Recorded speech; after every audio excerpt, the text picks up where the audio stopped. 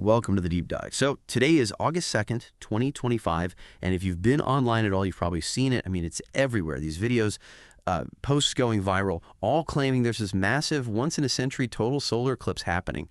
Like right now, over the U.S., lasting up to 6 minutes, they're saying. It's really taken off. Okay, so let's unpack this a bit. Our goal here really is to cut through all that noise, that misinformation.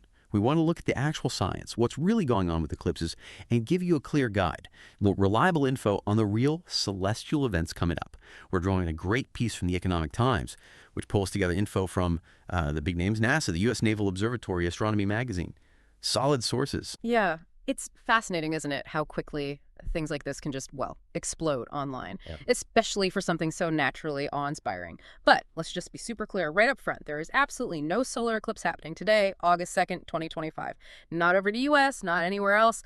All the official agencies, NASA, the Naval Observatory, they've confirmed this. No ambiguity there. So the sky today, it's just going to be the regular sky, business as usual, just the normal sunset later on. Okay, so good to know.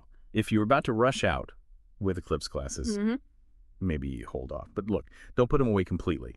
Because while today might be a non-event eclipse-wise, the universe does have some genuinely incredible stuff lined up, real spectacles. And that's what we want to get to. We'll tell you exactly when the real eclipses are happening, where you can see them, what you should be looking for, and this is key, how to watch safely. So, okay, looking forward then. If today's a bust, what is the next actual solar eclipse we can look for? And maybe for those of us, not directly in the path, what does a partial eclipse really look like? Is it still effective? That's a great question. So the very next one on the calendar is, in fact, a partial solar eclipse. It's happening on September 21st, 2025. Now, a partial eclipse, what that means is that only the moon's lighter outer shadow, what we call the penumbra, touches the Earth. So you won't get that total darkness, but you will see the sun with a kind of bite taken out of it. It's still pretty cool, a definite reminder of, the planets and moons moving up there.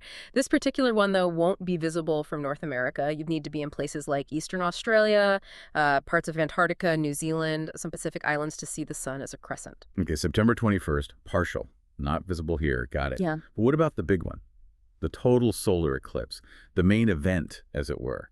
When's the next chance for folks in North America or, well, anywhere to potentially see totality? Right. For the full experience, the next date you want to circle is August 12th, 2026. That's the next total solar eclipse.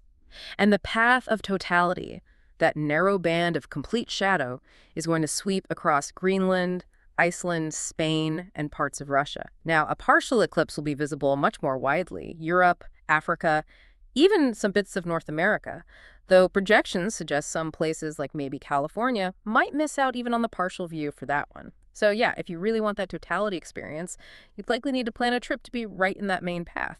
Greenland, Iceland, or Spain, perhaps. August 12th, 2026.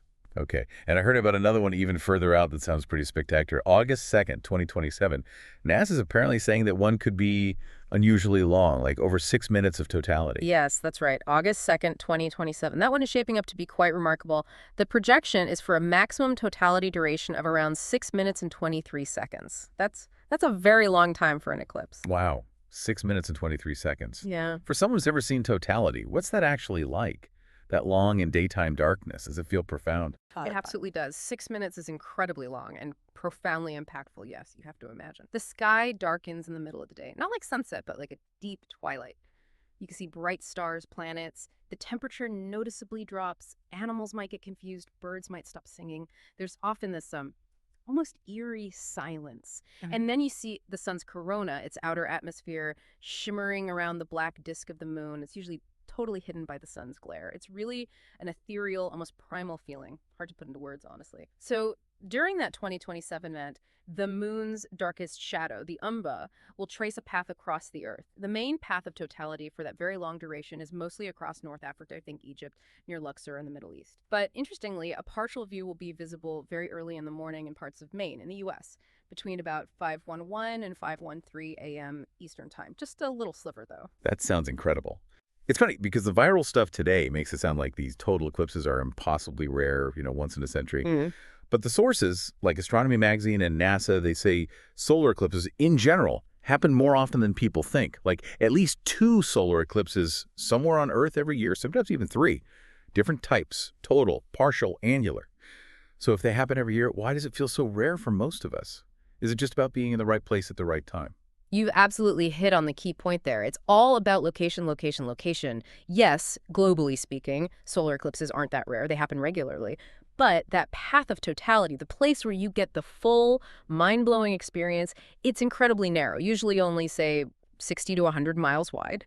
So for any one specific spot on Earth, like, say, your hometown, the chance of that narrow shadow passing directly overhead is very rare. Often centuries can pass between total eclipses for a given location. That's why people become eclipse chasers and travel all over the world to be in that shadow. Ah, okay. That makes complete sense now. It's not that they don't happen, it's that the total part is geographically very limited. Mhm. And it's not just solar eclipses, right? We also get lunar eclipses. Those can be pretty amazing too, especially the blood moons. What's coming up for those? Exactly. Lunar eclipses are definitely worth watching too. That blood moon effect, where the moon turns reddish during a total lunar eclipse, happens because Earth's atmosphere filters the sunlight passing through it onto the moon. The next total lunar eclipse is actually coming up relatively soon, September 7th. 2025. And that one will be visible across a huge area, Europe, Africa, Asia, Australia. So lots of people will have a chance to see the moon take on that really cool reddish glow. September 7th, 2025. Okay. But not for the U.S. then. When's the next chance for people in the U.S. to see a total lunar eclipse? Right. For the U.S., you'll have to wait a bit longer. The next total lunar eclipse visible from American soil is March 3rd, 2026. March 3rd, 2026. Okay. Yeah, that one will also be visible from Asia and Australia. And then after that, there's a partial lunar eclipse on August 28th, 2026. That one will be visible from North and South America, plus parts of Europe and Africa. So you'll see Earth's shadow taking a bite out of the moon then. Good to know these dates. Now, talking about watching these things, especially the solar ones, safety is obviously huge. We have to talk about how to watch safely. What's the absolute bottom line for looking at the sun during an eclipse? Yes, absolutely crucial. Eye safety is non-negotiable. NASA, everyone, is really clear on this. Regular sunglasses, even very dark ones, are absolutely not safe for looking at the sun, not even for a second during a partial phase. You must use certified eclipse glasses or viewers. They need to meet the ISO 123.12.2 International Safety Standard. It should be printed on them. Without that specific protection, you risk serious permanent eye damage, retinal burns. It's just not worth the risk. And just to be super clear, this also applies if you're thinking of using a camera or binoculars or a telescope, right? You can't just point those at the sun. Exactly. Never, ever look at the sun through an unfiltered telescope, binoculars, or camera lens. The optics concentrate the sun's rays, and that can cause instant severe eye injury. It can literally burn your retina through the lens. Even if you're wearing eclipse glasses, looking through an unfiltered magnifier is incredibly dangerous.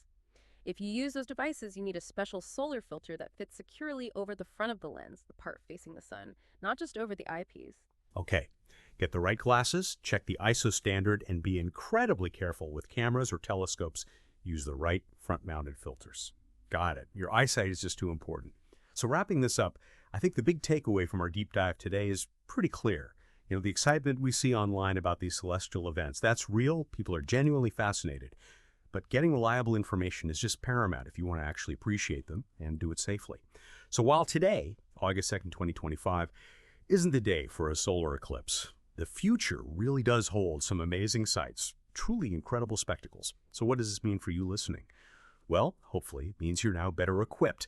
You're an informed sky watcher, ready for the real cosmic show, armed with the facts. And, if we zoom out a bit, connect this to the bigger picture, it really highlights something important, doesn't it? In this age we live in, with information and sometimes misinformation flying around instantly, how do we actually sort out fact from fiction?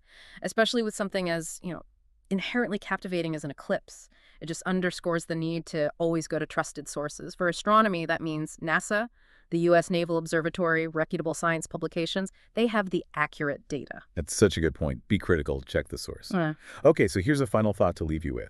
Now that you know the real dates, August 12th, 2026, for the next total one, or that incredibly long one on August 2nd, 2027, and you know how to watch safely, does it make you think about maybe planning a trip to actually stand in that path of totality? Imagine it, experiencing those 6 minutes and 23 seconds of daytime darkness in 2027, seeing the stars come out, feeling the temperature drop, standing in the moon's shadow.